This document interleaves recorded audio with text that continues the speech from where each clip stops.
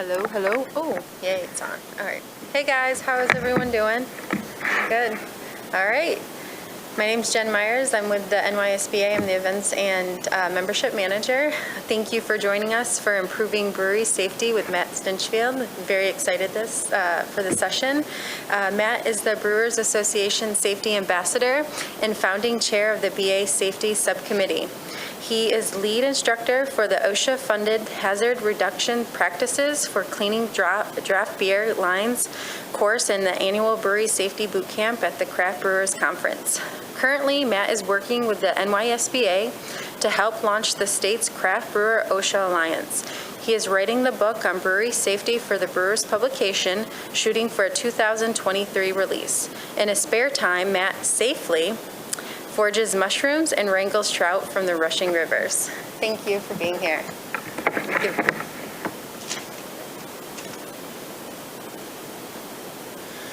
Jen, thanks very much. And welcome, everybody. It's good to be back to New York State. I know I live next door, but over in Vermont, but you guys were on a great conference, and it's always my pleasure to be here. I want to talk about safety today, but not really talk about safety. I want to talk about the things that we never talk about when we talk about safety. Let's see. There we go. I'll start with my favorite definition of safety, and then I want to talk about what I call the operating paradigm of safety. In other words, paradigm is a set of rules about how we understand something. So, we once thought that the Earth was flat, and then the new paradigm was, no, maybe it's round. Okay, and most people have a little bit of difficulty shifting to the new paradigm, but once they get it, then that becomes the sort of the common understanding, and paradigms advance over time. I want to talk about the safety paradigm that we're using now, and then offer you an alternative paradigm that I think is better. So that's really what we're going to do. In order to talk about that other paradigm, we're going to try to get our heads around really one of the most esoteric things that safety people talk about, which is, what is safety culture? It's hard enough to define safety, but it's even harder to define what about a collection of people that are somehow interacting, and safety is the common element in that interaction. That would be a safety culture. And we don't presume that safety culture is a good thing. Right? Just like we can talk about health, we can talk about ill health or good health. We can talk about a culture as, this is the culture as it is right now, and maybe it needs some dusting up and some fixing. Or maybe this is a really effective culture. So when I'm talking about culture the way I imagine it to be, which is, a functional construct, then I'm going to say things like effective culture. That's what I mean there. I mean culture on a good day, okay? And I'll talk about culture in generalities, but really, I'm using safety culture as the example, but everything that I say about safety culture and the construct that I'm going to present works for any kind of cultural endeavor that you're thinking about. So it could be your quality culture, it could be your DEI culture, it could be the culture of your brand identity. It could be the overall culture of your company, which includes all of these other, aspects of culture in it. And we'll use safety as sort of the example for that. I'll give you some really straightforward advice towards the end as a way of take home and something to think about. So my favorite definition for safety is freedom from harm. And that makes it a good thing in a lot of different ways. One is, freedom's a positive attribute. We'd all say, yeah, that's good. That's a good thing. That's a value. I like the idea of freedom. And if I can define safety in terms of a thing like freedom, then I hope I can redefine it for you so that you're not thinking so much about safety as an obligation, safety is a mystery, safety is a challenge, safety is a chore, all the other things that, you could probably add to my little list right there. There are a lot of things that we think about safety that, we take it in a negative direction. But I want you to think about safety as a value that you're taking in a positive direction. It contributes nothing but good to the workplace, to the well-being of individuals, and to the functionality of an organization. But for some reason, we have a prejudice about it. We have a mindset about it that safety is an ordeal. So what are these things that cause harm? There's situations that result in an injury to a person or an illness caused to the person or a fatality. So bad news, harm towards a person's body. Damage to equipment or processes, damage to the environment. Okay? And all a hazard has to be is an opportunity for one of these forms of harm to exist. So climbing a ladder in an unsafe, incorrect manner is what we would call an incident. It's an opportunity for harm to result. It may not result in harm this time. It may not result in harm ever. But don't get stuck in this idea of playing the probabilities, because you will probably lose, right? Because most times it's just a matter of enough repetition of doing something the wrong way when it finally is going to be the day. So, safety doesn't play macho. Sometimes the bigger they are, the harder they do fall. Sometimes strength and masculinity doesn't put you in a superior position in regards to a hazard in the workplace. It might actually make you more vulnerable. So we'll try to leave that idea behind. We'll try to leave behind the idea that safety is the province of the employer, and they have to make it right for the employees. And we'll also let go of the other side of that, which is safety is the province of the individual, regardless of what the ownership says or does. Now, we can go back and look at what in OSHA is the fundamental statement called the General Duty Clause.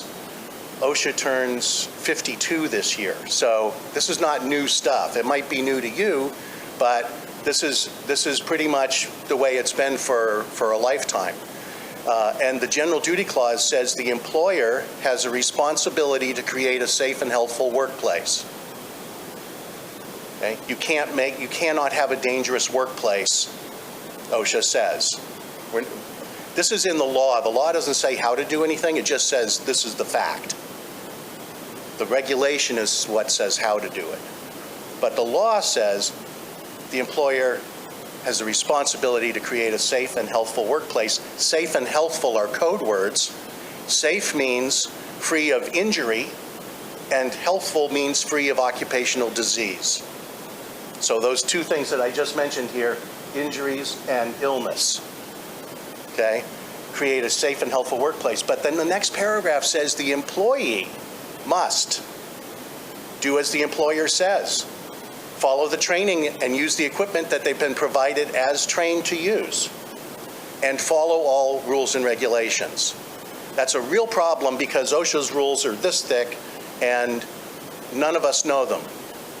Even somebody like me who's been reading them until I fall asleep every night, and I still don't know them. Okay? So there's got to be another way to create a safe and healthful workplace than, put the onus on the employer and then say to the employees, you have this impossible job because you need to know all this stuff and use all this equipment, and you're not being provided with all the equipment and you don't have the knowledge. So that's kind of a big setup. It sounds like it's stacked against you, but I hope at the end here you'll think a little bit more optimistically about it. So there we go. That's what safety is in my book. And here's the existing paradigm. Let me give you an example.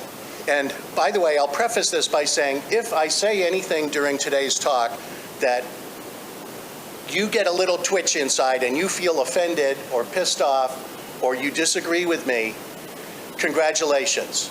Because I'm going to try to walk the line. I'm not trying to piss everybody off, but if I can get you to think about something a little bit differently and you to say, yes, that describes us, that's how we've been doing it, pay attention to that. Just like you're meditating or doing whatever it is that you do, that, a little light goes off and go, there's something there. I'm going to have to dig into that. All right? I encourage you to do that. And don't put it all on me, but my skin's thick if you do. All right, the existing paradigm is this. We delegate the safety responsibilities in a company to one or a few people. Say we've got a 10-person brewery, and one of you at that company came from somewhere else, from Big Beer, and you had safety programs day and night, and you know more about safety than the rest of the crew. And so it doesn't take long for everybody to figure that out, and they go, okay, you, Mr. Brewer, are going to be our safety lead. We'll come to you with questions, and you make us safe. Okay? Now, we don't ask, does this person have the time? Do they think that it's within their purview to do that? Has management said, yes, I'm going to carve it out so that you can educate everybody else about safety, tell us what you know, right? There could also be just a matter of this person's kind of an introvert and they're not really a trainer type. So you could have all sorts of reasons why this isn't going to work, that this one person is going to take care of safety for everybody else. But this is what we do. And in a larger company, we have maybe a safety committee, and in the big regionals, we have full-time safety and health people that work at the brewery, and they have their own little office, and they have piles of rubber gloves, and they make sure that all the safety gears keep turning. All of those are the same thing. You see, the model is we've subjugated safety to a subset of the company, to a department, to a person. In a lot of things that works, right? In human resources or accounting, yeah, you want to have a specialist that knows accounting, and what everybody else has to know about accounting is maybe a small percentage of what your bookkeeper knows or what your accountant knows. Okay? That works. Okay? But it works because the person in packaging isn't required to do accounting. But in safety, it's different, because the person in the packaging line does need to do safety, and guess what? The people in the office in HR need to do safety too. They have safety hazards in an office, right? They could be using their power strips very unsafely and have power strips plugged into power strips. They could be opening 3 doors on a file cabinet at the same moment and break legs. Okay, there's all sorts of stuff that can happen. And so safety isn't departmental. Safety is everybody who's employed, everybody who's working. In fact, safety is everybody when they go home at the end of the day and what they do on their weekends. Sometimes the crazy shit is what we do on our own time, right? And I'm here talking to you about how not to hurt yourself in the time that you're mostly more safe. But we'll do what we can with that, okay? Maybe some of this idea will rub off into your home life. That's okay too. So we subjugated it to a small group of people. Keep that in mind. Then I want to tell you a story here for a second. We'll come back to this idea of the subjugated minority. I was driving down the highway and I saw a sign in a car that said baby on board. And it was like this. It was a little hazard diamond, baby on board. And we were about the same speed, so we were tracking along the interstate for quite a number of miles. You know how that is, right? I mean, neither of us maybe had our speed regulating, and so it was like, they're a little ahead, I'm a little ahead. It wasn't a busy day on the freeway, so it was no big deal. There was nothing freaky, weird, confrontational about this. I was just observing this car for more than I usually got to observe a car because of that. And what I noticed was, I glanced over at one point and I noticed the driver was wearing their seatbelt. Not because I was, that's kind of weird, when you look into somebody else's car. Men, you know this at the urinal, right? You just look at the wall. When you're driving down the highway, there's this thing, I'm just supposed to be looking straight ahead. But in fact, isn't part of our driving safety to know what else is going on around us. So I legitimize it that way. I noticed they're wearing a seatbelt. They've got the baby on board sign. They're driving in the fast lane all the time. They're parked in the fast lane. They're going a speed of a car that would be passing, but there's no reason for it. The grade of the road is the same on both sides. Sometimes people avoid potholes by staying in one lane, but the highway was uniform.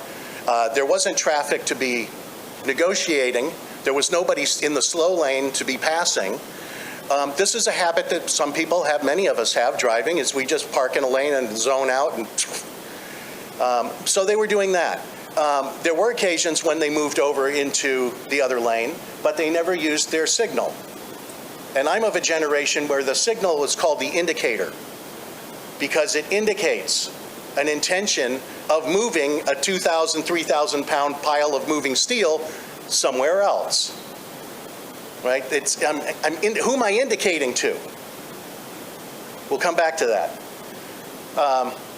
Once in a while, this individual got fed up and passed on the right to pass somebody slower in the passing lane who was doing the same thing they were, which was just like staying in the same lane. And I call those people dirty right-hand passers, DRHPs. I mean, actually go, oh, there's a DHRP, you know? But that's also unsafe and illegal. And like a lot of us drive and break a lot of rules when we drive. That's not what this is about. This is about the story that I made up about this driver having made all these observations. And my story is this, or you could call it a postulate. If you remember that from math, a postulate is, it might be a theory if I can prove it, but until I prove it, it's just a good guess. So I'm going to give you my good guess of what this individual was about. They cared about their own well-being because they were wearing a seatbelt. They weren't driving a rent-a-wreck. I mean, it was a nice big SUV, sturdy vehicle, well-engineered. They cared about themselves. They cared about their little one so much that they put this sign in the window. Now, you could say, okay, maybe that was some sort of narcissism, and they want you to know they have a kid. But nevertheless, the sign was in a yellow diamond, just like a highway hazard sign. It made me think, they want me to know that there's a kid there, and I'm somehow going to act in a way that's protective of their kid. So the driver wanted to take care of themselves, and the driver wanted everybody else to watch out for them and take care of them. But they didn't use their indicator, and they drove like a tool in regards to lane usage. So I say they didn't care about me, and they didn't care about anybody else on the road. Now we can take this example and just multiply it into COVID. This probably won't be published in my new article because I ran into the COVID problem. Like, I don't know, somewhere, somebody up there is a COVID denier, but we'll see. I haven't seen the final story. It's going to come out in a couple of weeks. Look for it in the new Brewer. But if it's in there, it's the same COVID story I'm going to tell you now. We know scientifically that the face masks reduces the transmission of COVID, right? It doesn't protect me from getting COVID. That's not what these types of face masks do. In fact, when they first came out, it caused me to think a lot about face masks because I'm so used to a respirator which protects me. That's what respirators in industry do, right? There's a paint fume out there. There's a hazardous dust. I'm going to wear this, and it's going to filter it away and make me safe. That's defensive. Defensive, that's what personal protective equipment is all about, defense. And here was a piece of protective equipment that was offensive. That's totally weird. It doesn't do much for me. In fact, maybe, it makes me wheezy, and I come up with all sorts of BS explanations. Okay? I'm already out of breath, folks. I weigh 40 pounds too much. That's the problem, not the face mask. And so what happens is, we're arguing about wearing the face mask, and we're arguing about the same thing, which is we're deciding not to take care of other people. Okay? I want to be safe. I don't want to get the disease. I want to take care of myself. And baby on board, I want you to take care of me however you can. Whether that's the government doing something to make it all go away, find a cure, something, right? Make my life return to normal. I mean, we all feel some of this, but it's really the same thing. I care for myself, I want others to take care of me, but I'm not so focused on everybody else. Now, let's get back to this original paradigm. And here's what it looks like as a silly equation. What we're trying to do in a safe workplace is have safe behavior. Right? We want people to act safely. But just nod if you agree.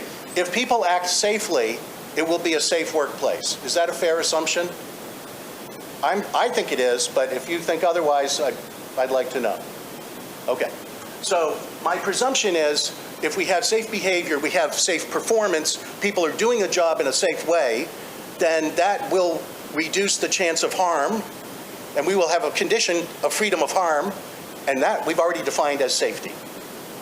So that's what we want to do. We want to have a place where people behave safely, just like that car driver or just like a person in a public space during a plague. We want people to behave safely, and then that we define that collective behavior as a safe place. And here's how we have always done it, the old paradigm or the current paradigm. We said you have to have safety knowledge, and this is compliance knowledge. You have to know what OSHA says you have to do. That's problematic on a lot of levels. One, there's a lot of stuff out there. Two, a lot of it, OSHA isn't telling you what to do, other than to create a safe and healthful workplace, right? They're saying don't fall from high places, but for the most part, they don't tell you how not to fall. They give you choices. Oh, you can have fall protection, you can have fall restraint, you can have railings, you can not go up into a high place, you can engineer something that doesn't require elevated workplaces, right? You choose. And that frustrates a lot of people because they kind of want OSHA to tell them exactly what they have to do. And if you get down in the weeds, yes, a railing has to have 2 bars. One is at 20 to 22 inches, and one is at 40 to 44 inches. Okay, they're telling you exactly about the railings. But for the most part, OSHA says, figure out how to make it safe. You guys figure it out. You do it. And you have a lot more flexibility and a lot more creativity than you know. But in our existing paradigm, we believe that we have to have a lot of compliance knowledge. And we believe that we have to have what I'm calling safety technical acumen. We know how to use safety shit. Like, I can use a CO2 monitor. I know how lockout tagout works. I've been through forklift training. I can operate a forklift safely, right? I know the rules and I know the methods. And if I do that, I will get safe behavior. And that's, you can look at this as one individual who knows these things will act that way, or we're talking about a workplace, a group of individuals. Do they collectively have this, and do they collectively have that, and does it yield this collective behavior? Well, we started this out by saying only 10% or fewer of the people in the company have this, because we've already isolated them and put them on a pedestal and said, you're head of the safety committee. So they may know it. You know, I'll give you a quick example. A wastewater treatment operator who then opens a brewery, right? They're a professional wastewater person. They work for a municipality. They regulate permits. That's what they do in their day job. And then they decide, I'm quitting, I'm retiring, I'm going to go open my own brewery. Who should know more about how to do wastewater correctly at a brewery than this person? Nobody, right? They know exactly what should be coming out the final pipe and how to get there. But now they're on the other side of it and they go, I know how to get around that rule. I'll just take my sample at this time of day. Ooh, I know how to get around that technical process, which is going to cost me a lot of money. I'll dribble it in instead of buying an equalization tank. And their knowledge isn't helping the outcome at all. They're just weaseling. So, you know, be careful about that, and that's partly allowable because you have this isolation of a few individuals are responsible for safety, right? When in this other world I'm going to describe, everybody's got a piece of it. It's harder to hide. It's harder to get away with stuff like that. And in fact, the greater good says that you won't let them get away with that. That's safety culture, man, if we can get there. So, this is just like a bunch of Berkeleyan circles on the wall, but I have numbers to go with these to show what the relationships are. And these numbers, and on the subsequent slide, come from a study done by Beth Embry at Leeds School of Business in Boulder, Colorado. And she collaborated with the BA on a survey of over 900 breweries. And there were a lot of weird, wordy questions that were built into those surveys that gave us answers to questions like, is there a relationship between compliance knowledge and safe performance? Wouldn't you like to know? Like, we believe that it seems logical. It's effortless to believe that these things have to add up to safe behavior. So maybe you've heard of the term R squared, the linear regression coefficient of correlation, things like that, okay? Or R squared is how we often refer to it. R squared says between two data sets, there's a relationship, a direct relationship. Here's an example of a direct relationship. It rains, the storm drains fill up with water. It rains a lot, the storm drains overflow. It rains a little, the storm drains have a little water in them. See the relationship? However much rain there is, it relates to the conditions of the storm sewer. Now we can also say an inverse relationship is also fair game, which is if I walk fast through the rain, I get less wet than if I saunter through the rain, I get more wet. See, there's still a relationship, but in this case, as one goes up, the other goes down. So either is fair game. But what this says is that is there a relationship between compliance knowledge and safe performance? And the maximum number that R squared can be is 1, the number 1. It's some number between 0 and 1. And you can't see it in the back row, but this is 0.13. That's crap. That means there's really not a relationship between these two that we can even say comfortably. Like we would need a whole lot more data. If we took a whole lot more data and we still got a number like this, we'd say there is a faint relationship. But we had a pretty good pool coming out of 900 breweries, plus, a couple thousand people actually filled out the survey if we added up human beings. So that's a pretty good data set. But we found that even when we know a lot about this, we don't get safe behavior in the workplace. And then we said, well, okay, let's try the other thing. Maybe it's knowing how to do safety. It's knowing the stuff. And we couldn't even, there's no relationship. It's like so close to 0 that nobody would go on the line and saying there's even a relationship here. And then just for giggles, while we're at it, are these two first things related in any way? Barely. 0.25 for an R squared value. So yes, if we know a lot about compliance knowledge, we tend to know a lot about technical acumen, but it's still kind of weak. It's pretty shaky. Now, I'm also saying this is not an assessment of measurement against numerical measurement, titration against pH. This is about oh yeah, I answered 3 out of 5 on that one and 4 out of 5 on that one, so yes, there's a relationship. It's fuzzy. It's human behavior derived. It's going to be fuzzy. But nevertheless, it certainly didn't come out in our favor saying, oh yeah, if you know a lot about compliance. And see why this is disruptive? Because this is how we've been thinking. This is how we've been setting up our safety organizations. This is how people who get degrees in safety get trained. This is the belief system of higher education, and it's wrong. Okay. We're going to talk about safety culture as a construct, as an imaginary thing. I'm going to use the word basket. Safety culture is some basket that holds ideas collectively, and then we're going to use safety culture to compare, like we've compared these spheres here. We'll compare safety culture with our desired outcome of the safe behaviors in the workplace. And we'll see if there's a relationship there. And if there is, then we'll go, okay, that's good. That's a good start. What is safety culture? Well, we know it's this. It's a collection of perceptions, beliefs, and values, and business systems, right? It can't just be theoretical. We have to employ it. Business systems that a workforce shares regarding health and safety at work. You can make that any culture. What is culture X about? It's about all these things about X in this group of people. Okay? But all of this remains the same. In any culture, we're talking about these things.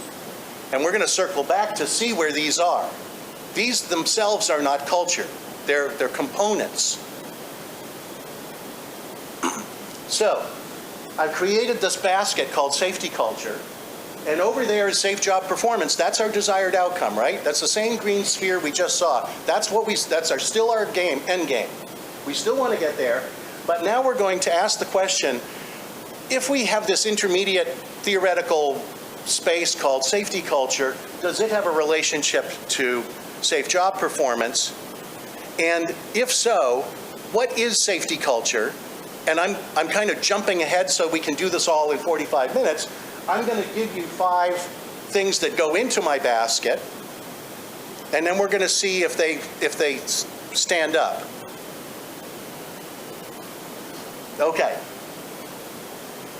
Let me first define what these 5 things are that I'm going to put in here. Management values. Whatever I'm talking about today, I'm not talking about changing. Management is still management. Ownership is still ownership. Okay? But it might be about the message that management is transmitting. It might be about the imperative that safety is an important value for us. Maybe that's not being transmitted right now. That could be. Setting objectives. That's what I think management is really all about. And keeping everybody's feet to the schedule, and also providing resources. That's the other important part, right? Where some of these things are going to require, say, personal protective equipment, somebody's got to write the check. Competence. Let me save that one for last. Accountability. Accountability is a couple of things. One of them is it's setting goals and that you can look at and say, we're measuring our progress and we're getting there. We use KPIs, right? Key performance indicators, like you'd use in engineering. In your brewing quality processes, we use them in safety too, right? Maybe a KPI is in 6 months we're going to have our hazard communication and our confined space programs written and everybody trained on. It's not a numerical KPI, but in 6 months you come back and you go, did we do it? And the answer is yes, yes. Okay, winner, winner. And then you go on to the next one. That's it, right? It was a key performance indicator. You measured it in time and you got it. The other part of competency has to do with accountability. With accountability is what we would think of as accountability, which is accountability of individuals. Remember that thing I said about the general duty clause? The employee has the responsibility to do as instructed, use the equipment provided, right? If your employer comes to you and says from now on you wear safety glasses and you don't wear it, I don't care what your excuse is, you're wrong. In the employee context, right? Employer-employee context, you're wrong. OSHA comes from the Department of Labor. It's a subdivision of the Department of Labor. It's about work. And if your employer says you do this and here's how you do it and here's what I want you to wear when you do it, I don't care if it's in your job description or not, you do it. Because that's their part of the general duty clause. And your part of the general duty clause is, I've been given training and equipment, I must do it as, right? Obviously, unless you're being asked to do something contrary to safety. But we don't even have to worry about that. Okay, inclusivity. This is broader than a diversity, equity type of inclusivity. But to use Dr. J's phrase, which I copy her on all the time, everybody in the company has to have a seat at the table. And you can't just have a seat at the table, you have to have a voice while you're sitting at the table. What this means is everybody in the company is involved in the safety outcome of the company somehow. Maybe you're the lowest level employee, you just got hired on a starting position in the packaging line and you assemble cartons all day, right? And it's time to write an SOP about that level of work in the workplace. And people have a choice, right? Your brewer who knows a lot about safety can just like blow out an SOP and go, from now on, I want all the cartons assembled this way. Or you can go to this person and say, let's go through tell us how you assemble cartons, and do you like the way you do that? And is you okay with that? Is it safe or unsafe? Do you have any perceptions about it? Could it be done better, faster, cheaper? And then, you'd be amazed at what kind of really rich insight comes out of those conversations. It ends up in the SOP, and now everybody's going, I thought it was just a cardboard box, but man, oh man, we really made things better that way, or we made it safer that way. And that individual who just got hired and is in a position of carton assembler suddenly has value. They feel the value, right? You gave them appreciation by involving them in it, and they're going to follow that SOP much better than if they're foisted on. And we actually, in this big survey I mentioned, we asked questions about SOPs. And there's a lot of disconnect on SOPs. about who's writing them and who's using them. And the people who use them have had a stake in writing them more often than not. Communication. George Bernard Shaw, the playwright, said, the problem with communication is people think it happened when it didn't. Can you relate? Right? What, you can't read my mind? Communication is a key thing here. Like a lot of these, they talk to each other, but you can't have good management values and have a way to express them to everybody if you're not communicating. And finally, competency. So far, these four that we've talked about, they have nothing to do with safety. Agreed? And I'm sorry if you felt like you were misled because you came here thinking we were going to talk about how to not electrocute yourself. But this is more fundamental. The root of safety is getting at these behaviors, and it's human behavior is really what safety is about, more than knowing how to do a particular thing. And I'm not knocking electrical safety. I mean, definitely go find a session sometime at the CBC about electrical safety, and you'll get a lot out of that. But the only thing that looks like our previous, the only thing in that diagram I was just looking at that looks like these two things, compliance knowledge and technical acumen, is in the competency circle. That's the only one that's about competency. If you want to look at it this way, the existing paradigm only relies on competency. It ignores all this other stuff. That's the problem. If you're going to have safety culture, it's not about safety. It is about safety, but it's not only about safety, it's about all these other things. Management values, getting everybody involved, communicating 9 ways to Sunday, and making sure that it's measurable progress. Do you think I have R-squared numbers for this? I hope so, because then I'd be making a fair argument. So this basket safety culture that we created has a 0.75 R-squared. That trumps all the other numbers we just saw. 0.75, when we're talking about human stuff, human behaviors, is an excellent number. Really good. So safety culture has a direct relationship to safe job performance. If I were you, well, if I am me, that's all I can speak for. As me, I look at that and I go, I really want to make safety culture work. Because if it works, then I get the thing that I'm after, which is safety in the workplace. So how am I going to do that? I'm going to test these 4 or 5 values here and see what their relationship to safety culture is.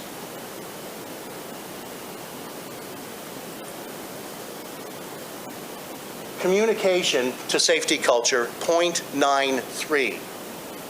If you do, I can say this with that number. If you do not communicate, you do not have safety culture. If you have safety culture, you must have communication. Those are both fair statements based on this number. And we could go right around the room and say that. I mean, even the lowliest thing, here, the lowliest one is competency. It's still 0.72, is pretty respectable. But see, safety is not so much about safety. Safety is about everybody pulling for each other, just like we didn't see on the road that day with baby on board.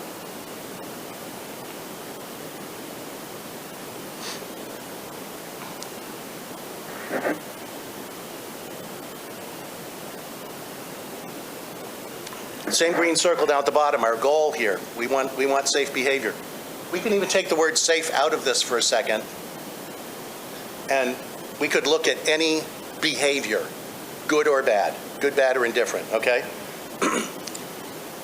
I'll probably piss more of you off. Let's see. Let's say a neighbor moves into the house next door.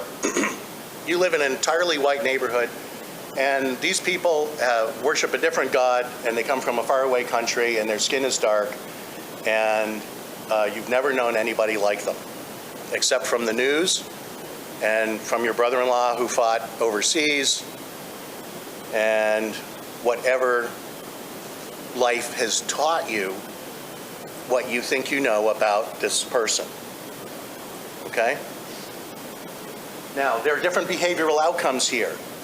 One behavioral outcome is to shun them, to not try to understand them, to think that they're representative of everything that's wrong with the world. And there's another pole, which is to welcome them and treat them like fellow human beings. And then there's all this stuff in between, which is probably where it's going to land, hopefully, at best. The behavior that you exhibit, though, didn't just drop off a tree, right? I mean, a lot of philosophers and neuroscientists have talked about behavior is not something that you get mostly from your DNA. It's mostly environmental. You mostly get it from the world you live in.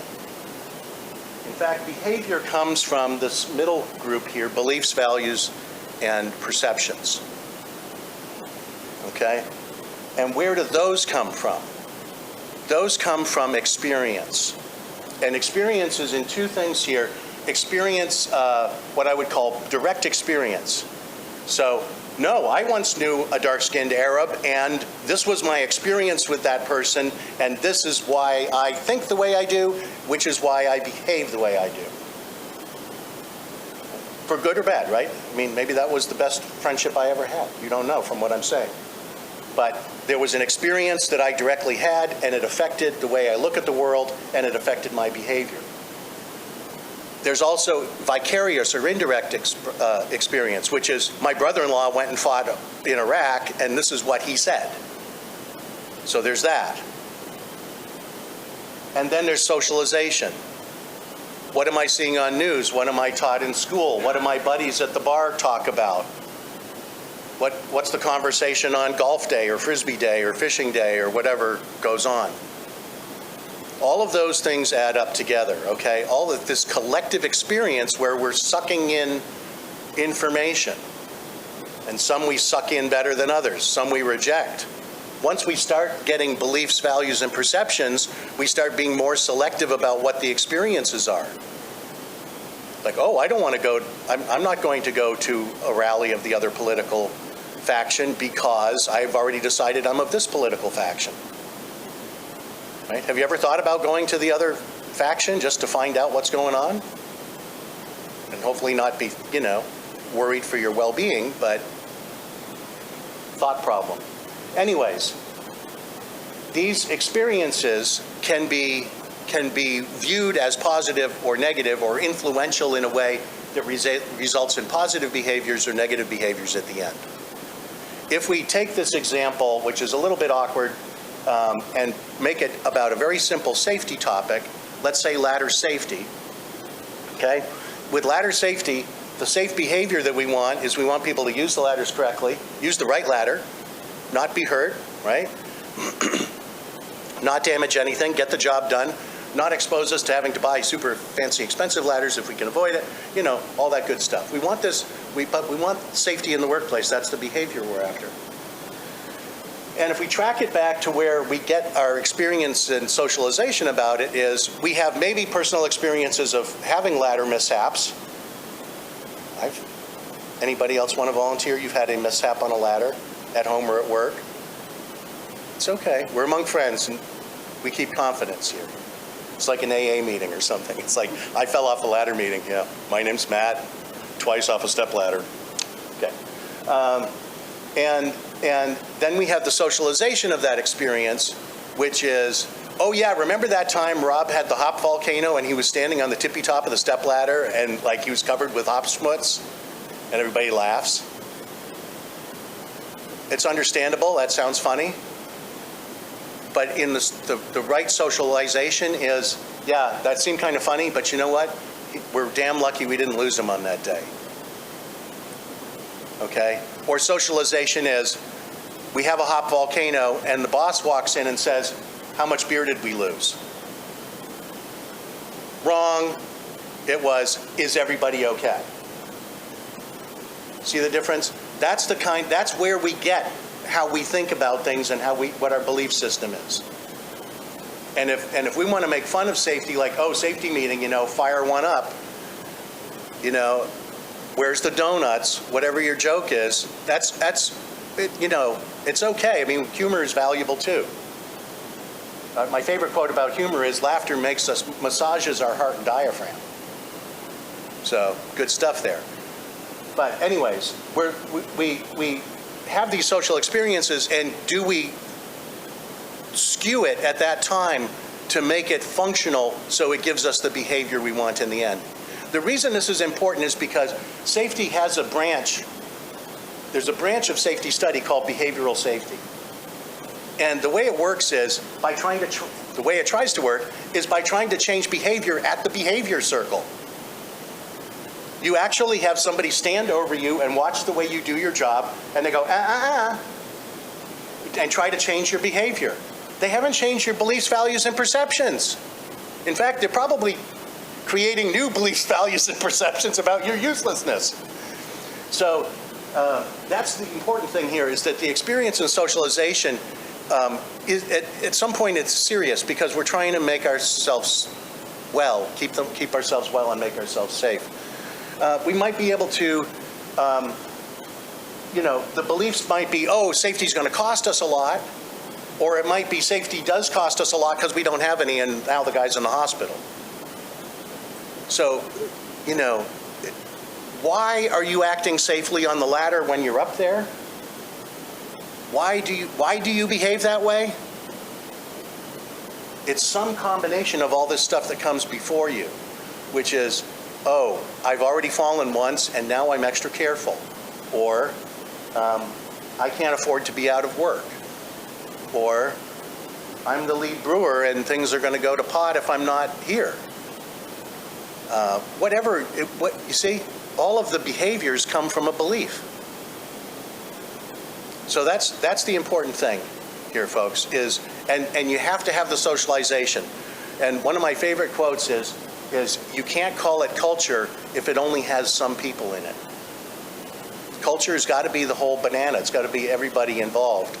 And you're going to face this issue of, how do we create experience and social environment that leads to the right behaviors? We're not going to change the behaviors by just trying to change behaviors.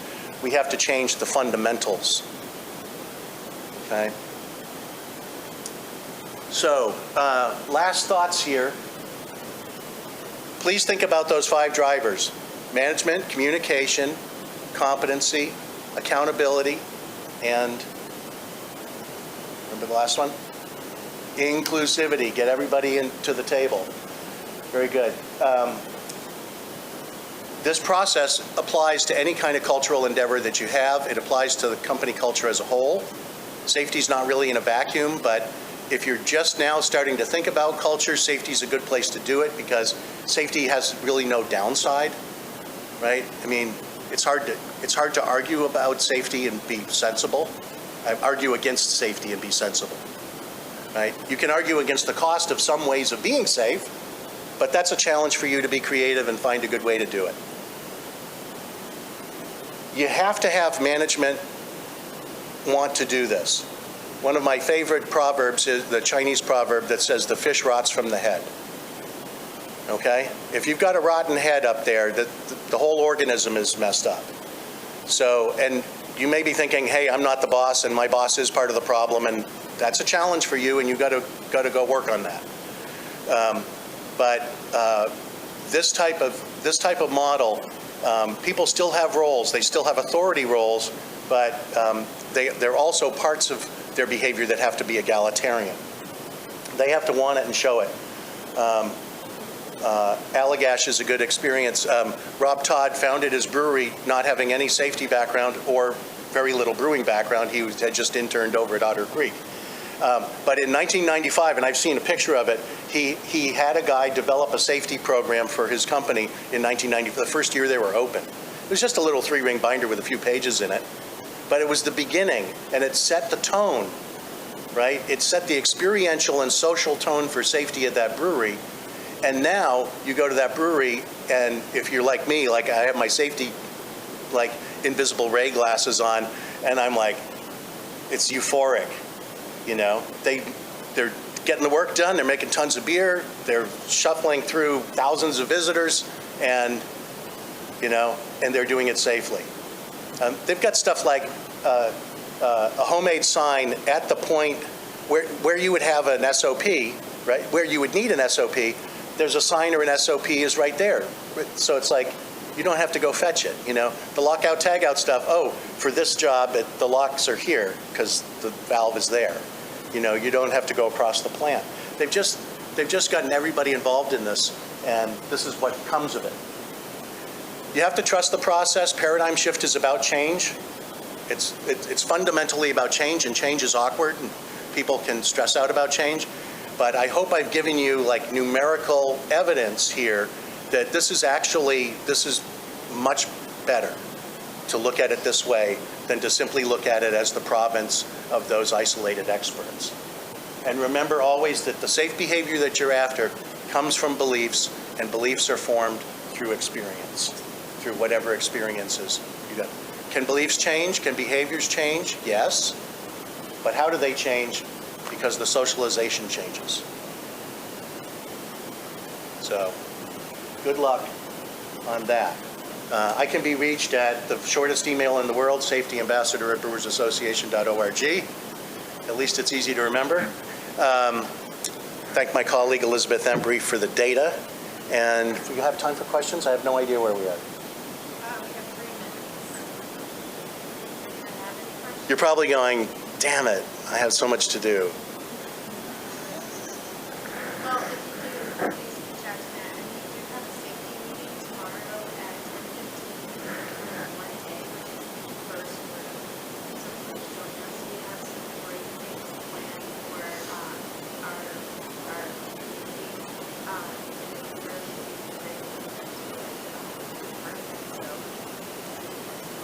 Thank you very much for reminding me about that, Jen.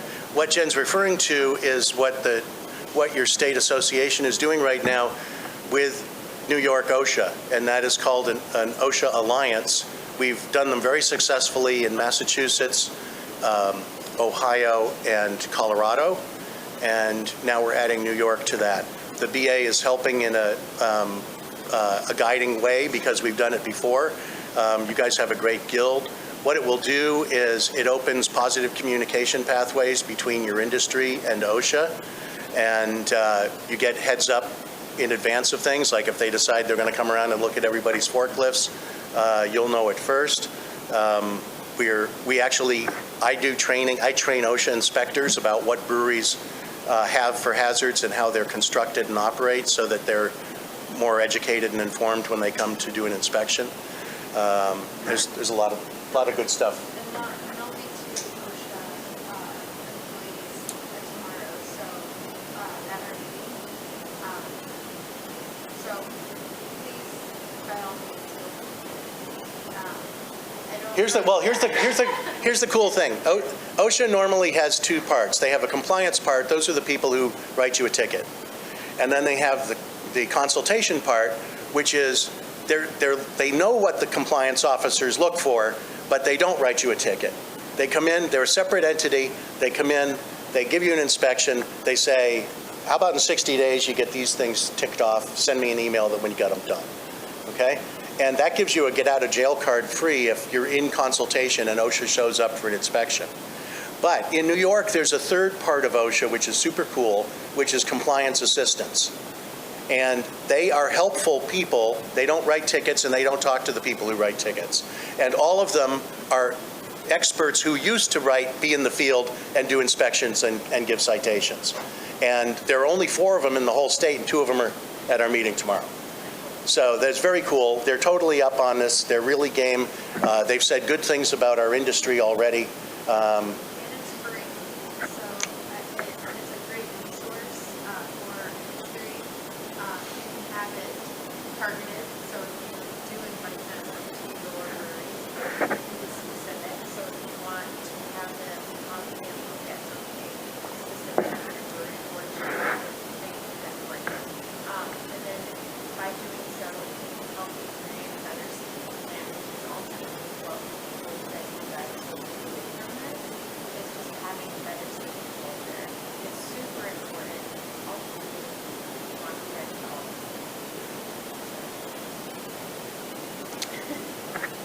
Thanks for coming out today. Appreciate it. I'll be around, kicking around later, and again tomorrow morning. So, yeah, 1A at 10:15, right after Dr. J's talk. Thank you. Guys.